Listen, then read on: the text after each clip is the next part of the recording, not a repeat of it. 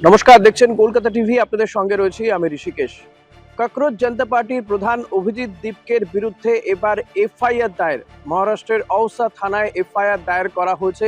তাদের বিরুদ্ধে কিন্তু গুরুতর অভিযোগ করা হয়েছে। বিএনএস এর বিভিন্ন ধারাতে অভিযোগ করা হয়েছে। কর্তব্যে গাফিলতি, এছাড়াও কর্তব্যরত সরকারি শিক্ষকদের সঙ্গে দুর্ব্যবহার, হুমকি, এরকমই নানান ধরনের অভিযোগ নিয়ে আসা হয়েছে অভিজিৎ দীপকে এবং তাদের বেশ কয়েকজন সহযোগীর বিরুদ্ধে। কি কারণে এই অভিযোগ? আপনারা জানেন যে ককরোচ জনতা পার্টি ইতিমধ্যে তারা একটি কর্মসূচি নিয়েছে, যে স্কুল ঠিক করো বলে একটি কর্মসূচি নিয়েছে। তাতে তারা ভারতবর্ষের বিভিন্ন প্রান্তে সরকারি স্কুলগুলোতে যাচ্ছেন।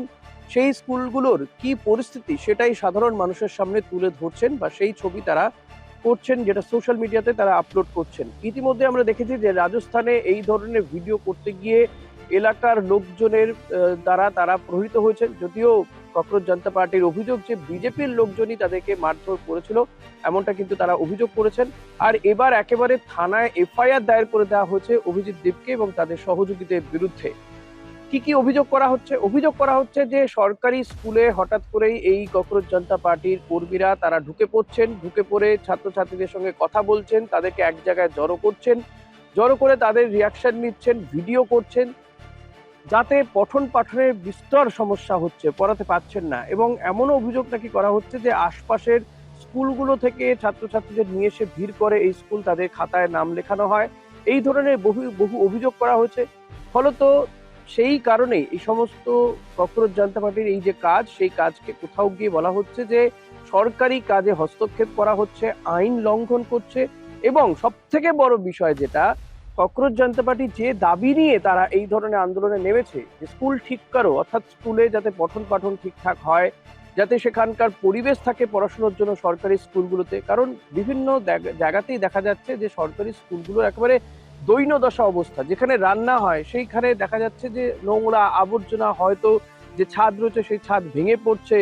স্কুলের মধ্যে জল থই থই অবস্থা, তার মধ্যে স্কুল হচ্ছে, নোংরা আবর্জনা রয়েছে। যে বাথরুমগুলো রয়েছে সেই বাথরুমগুলো ছোট ছোট ছেলে মেয়েদের জন্য ব্যবহারের অযোগ্য।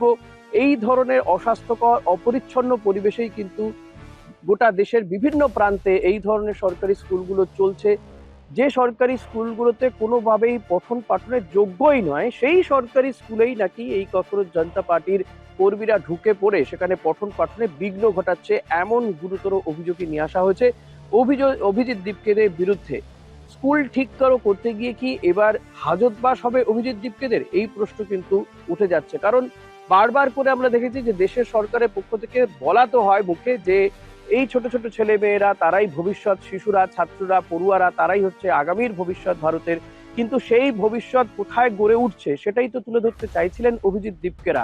ওয়াকিবহল মহল মনে করছে যে কোথাও গিয়ে আসল ছবি বেরিয়ে আসছে দেশের এই বিজেপি শাসিত রাজ্যগুলো সহ বিভিন্ন জায়গাতে। সেই কারণে কোথাও গিয়ে গাত্রদাহ হচ্ছে, তাই তাদের বিরুদ্ধে এই ধরনের অভিযোগ বা মিথ্যে মামলা দেওয়া হচ্ছে, এমনটাই কিন্তু মনে করছে ওয়াকিবহল মহল। এখন দেখা যাক যে অভিজিৎ দীপকেরা যে পরিস্থিতির মধ্যে বা যে ছবিটা সামগ্রিকভাবে তুলে ধরতে চাইছিলেন। ইতিমধ্যে আমরা জানি যে নীতি আয়োগ বলেছে গোটা দেশে প্রায় 93,000 স্কুল বন্ধ হয়ে গিয়েছে, সরকারি স্কুল বন্ধ হয়ে গিয়েছে। অভিজিৎ দীপকেরা বাকি স্কুলগুলোর অবস্থা তুলে ধরতে চাইছিলেন গোটা দেশের মানুষের কাছে।